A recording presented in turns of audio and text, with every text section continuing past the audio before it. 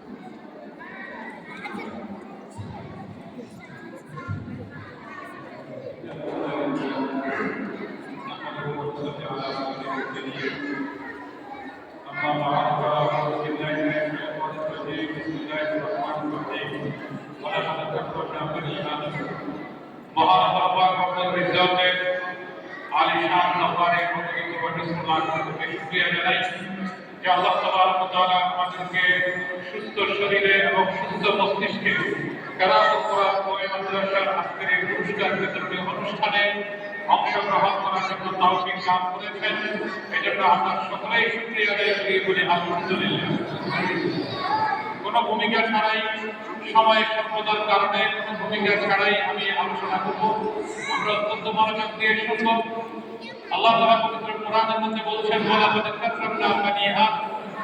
পৃথিবীতে যে বিশাল বিশ্বজগৎ আল্লাহ সৃষ্টি করেছেন এবং এই পৃথিবীতে বহু প্রাণী, জীবজন্তু সবকিছু আল্লাহর সৃষ্টি।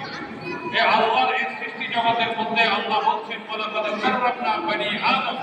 আমি আল্লাহ মানুষকে সবচাইতে বেশি সম্মানিত এবং সর্বশ্রেষ্ঠ জাতি হিসেবে সৃষ্টি করেছি। এমন একটা প্রশ্ন হতে পারে, আল্লাহ মানুষকে কেন শ্রেষ্ঠ করলেন, মানুষকে কেন সম্মানিত করলেন? মানুষের চাইতে একটা গরু অনেক বড়, গরুকে কেন শ্রেষ্ঠ করলেন না? হাতি আরো বড়, হাতিকে কেন শ্রেষ্ঠ করলেন না? সমুদ্রের তিমি মাছ আরো অনেক বড়, তিমি মাছকে কেন শ্রেষ্ঠ করলেন? পৃথিবীর বিভিন্ন দেশে দৌড় প্রতিযোগিতা হয়। আপনারা ধৈর্য ধারণ করে বসেছেন, এই জন্য আমি আন্তরিকভাবে আপনাদেরকে মুবারকবাদ জানাই। একেবারে সামান্য সময় আমরা দিব, ইনশাআল্লাহ আমরা অল্প সময় কোরআন থেকে কিছু কথা জানতে পারবো। মানুষকে আল্লাহ তাআলা কেন শ্রেষ্ঠ করলেন? পৃথিবীর বিভিন্ন দেশে দৌড় প্রতিযোগিতা হয়।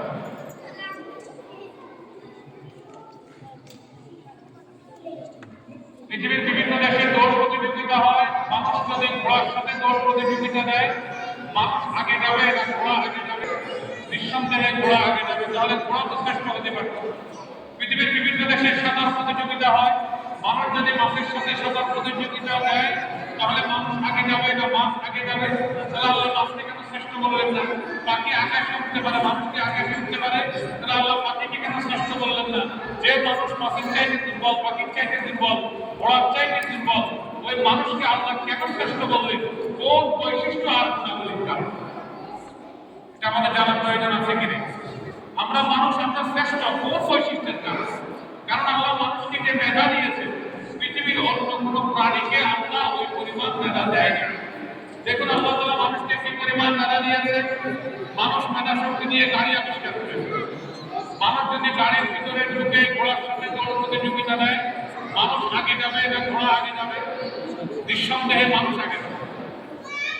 মানুষ মেধা শক্তি দিয়ে স্প্রিং বোর্ড আবিষ্কার করেছে।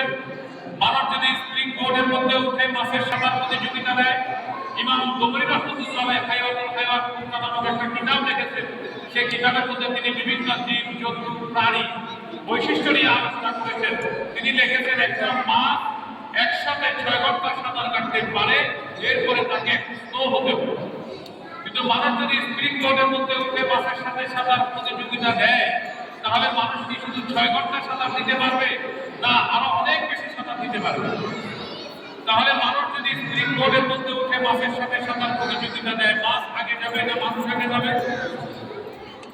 মানুষ মেধা শক্তি নিয়ে বিমান আবিষ্কার করেছে। মানুষ যদি বিমানের মধ্যে ঢুকে পাখির সাথে আকাশের মধ্যে উঠতে উঠতে থাকে, উড়ান প্রতিযোগিতা দেয়, মানুষ আগে যাবে না পাখি আগে যাবে? যুদ্ধ বিমান 1 ঘন্টায় 4,500 কিলোমিটার রাস্তা অতিক্রম করতে পারে, আর একটা পাখি 1 ঘন্টায় মাত্র 200 120 থেকে 50 কিলোমিটার রাস্তা করতে পারে। তাহলে মানুষ আগে যাবে না বাকি আগে যাবে? তাহলে মানুষের এই যে সফলতা, মানুষের এই যে অর্জন, মানুষের এই যে কৃতিত্ব, এটা কিসের কারণে? মেধা শক্তির কারণে। কথা ঠিক কিনা? আল্লাহ মানুষকে যে মেধা দিয়েছে, ওই মেধা যদি মানবকে দিতেন তাহলে এখন মানব বিমান আবিষ্কার করত, রকেট আবিষ্কার করত, ইন্টারনেট আবিষ্কার করত, স্যাটেলাইট আবিষ্কার করত, আর মানুষ বানরের মতো জঙ্গলে চলে থাকত। তাহলে এই যে মানুষের সাথে অন্যান্য জীবজন্তুর এই বিশাল ব্যবধান, এই ব্যবধান কোন বৈশিষ্ট্যের কারণে? একমাত্র মেধা শক্তির বৈশিষ্ট্যের কারণে। এবং এই মেধা মানুষকে কে দিয়েছে? এই মেধা শিক্ষাগত দরকারে বেশা কিনা হয় না, এই মেধা কোনো মেল ফ্যাক্টরিতে হয় না। নিঃসন্দেহে মানুষের প্রতি এটা আল্লাহ এক বিশাল অনুগ্রহ এবং দয়া। এখন প্রশ্ন হতে পারে যে অগাধ মেধা শক্তি আল্লাহ মানুষকে কেন দিয়েছে? আল্লাহকে চিনার জন্য, আল্লাহকে জানার জন্য। কথা ঠিক কিনা?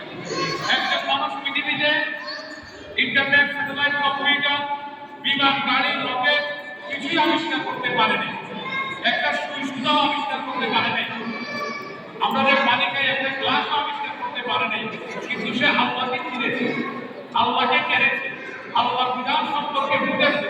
ওই ব্যক্তি পরকালে সফল না ব্যর্থ।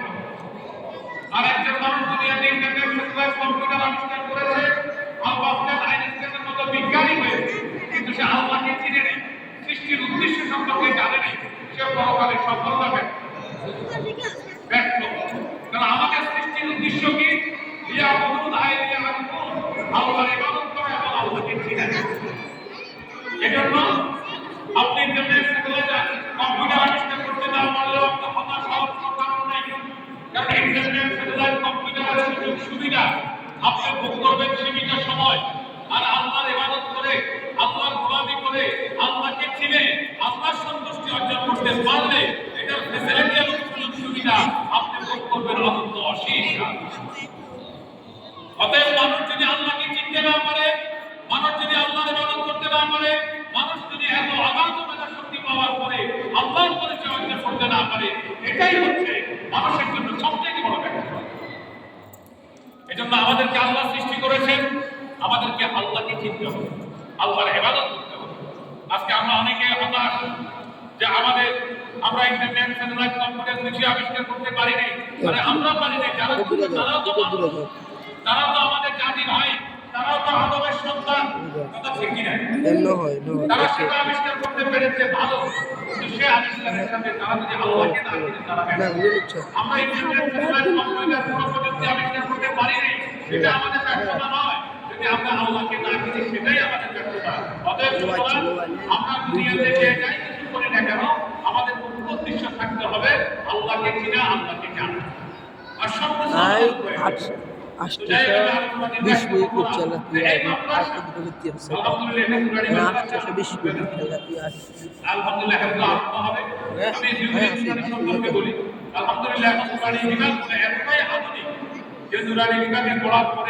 একটা ছেলে যদি 4 বছর পড়ে, সে স্কুলের ছেলেদের সাথে প্রতিযোগিতা যদি দেয়, তাহলে স্কুলের ছেলেদের চাইতে দুরানির ছেলেরা বাংলা, অঙ্ক, ইংরেজিতে আলহামদুলিল্লাহ বর্তমান সময়ে অনেক বেশি অগ্রগামী হয়।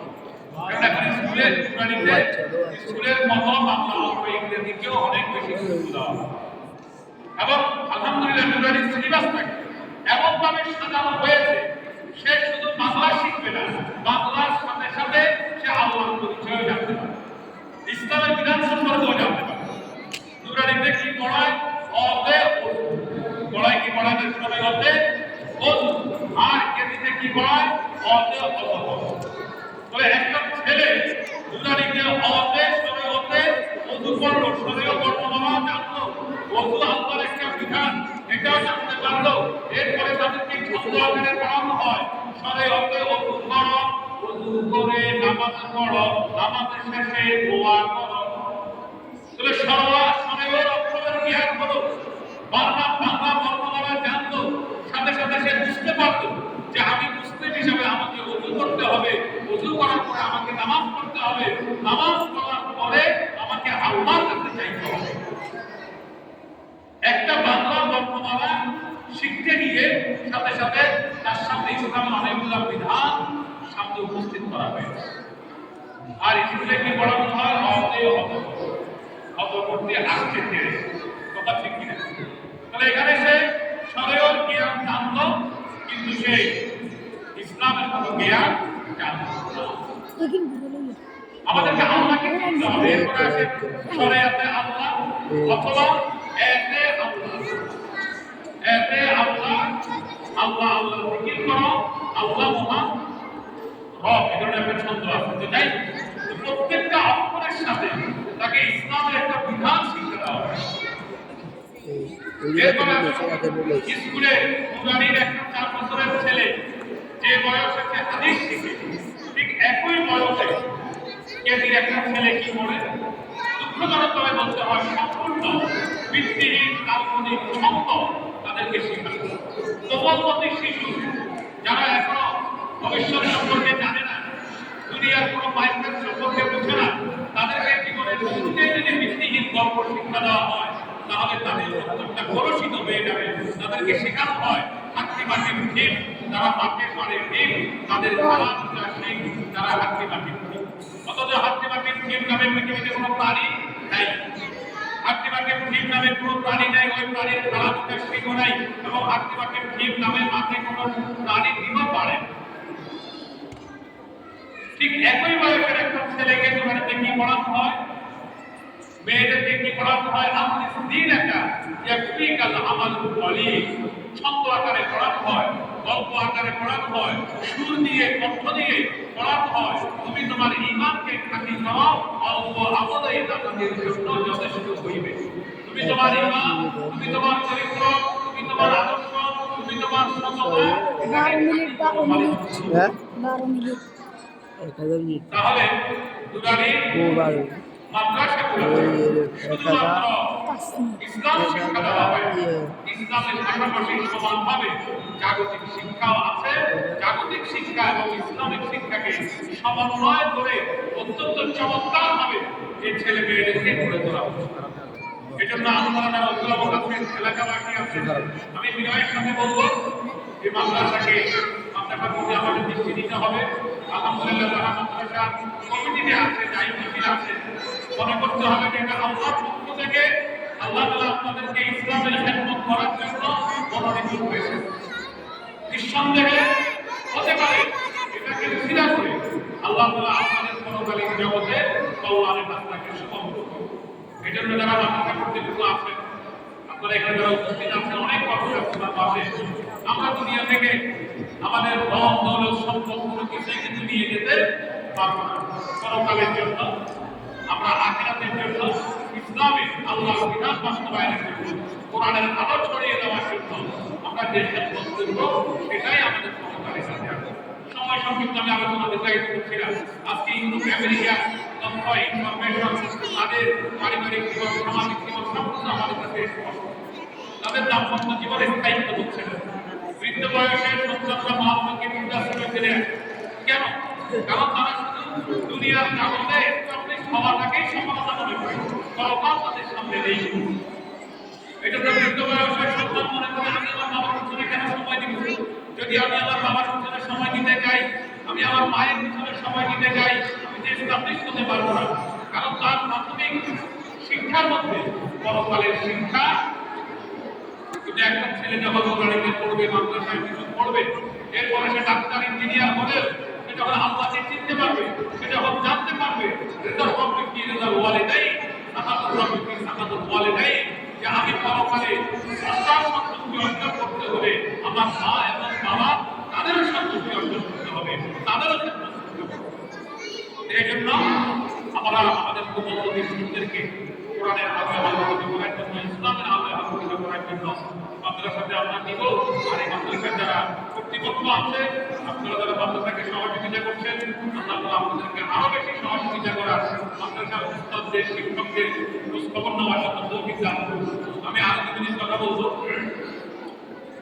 এই যে আমাদের মাদ্রাসার শিক্ষকরা একেবারে সামান্য বেতন নিয়ে বাচ্চাদেরকে পড়ায়, সামান্য বেতন 10,000 টাকা, 12,000 টাকা বেতন নিয়ে তারা মাদ্রাসা ছেলেদেরকে মেয়েদেরকে পড়ায়, আমি বলবো তারা তাদের জীবনকে উৎসর্গ করছে দিনের জন্য।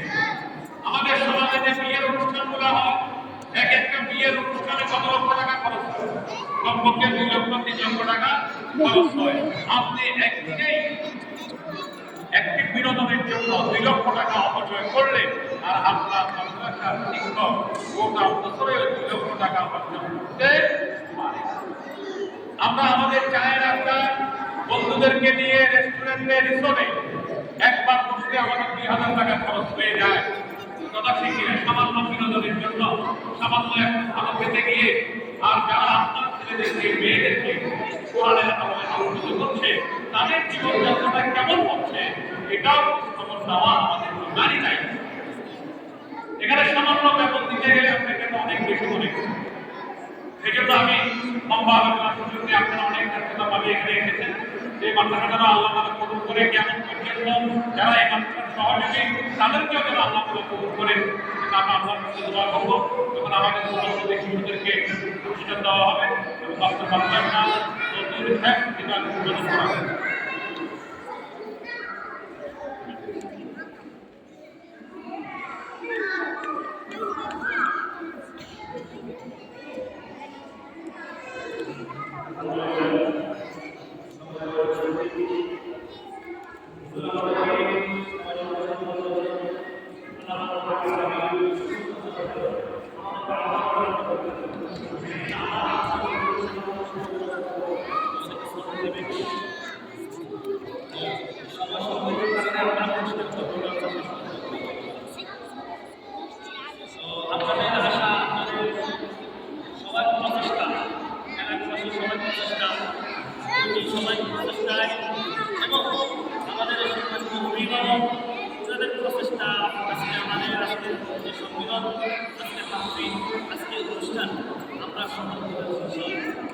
এটা আমাদের আপনারাও ইনশাআল্লাহ এটা করতে পারবেন, ঠিক কিনা? ইনশাআল্লাহ আমরা সামনে থেকে চেষ্টা করব, মাদ্রাসার জন্য চেষ্টা আরো চেষ্টা করব এবং আমাদের এক বছর পর্যন্ত আপনাদের বাচ্চাদেরকে এখানে করিয়া ওরা করছে, এরা মাইক্রো এরপরে হাদিস মাসালা দিয়ে ফেলা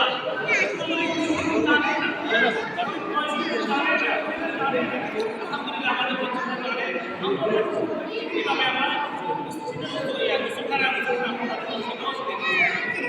ইনশাআল্লাহ আরো আপনারা দোয়া করবেন, আমাদের সাপোর্ট দিবেন।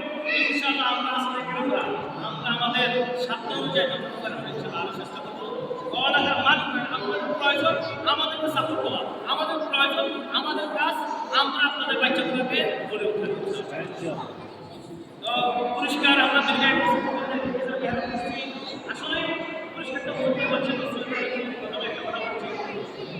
মানুষের আগ্রহ পুরস্কারটা নিয়ে বাচ্চারা আজকে আবার সামনে অনেকে প্রায় ভবিষ্যতে পাওয়া যায় আসে এইভাবে পুরস্কারটা দেওয়া ইনশাআল্লাহ ঘোষণা হবে। যাদের না ঘোষণা হবে তারা কেউ জানবে।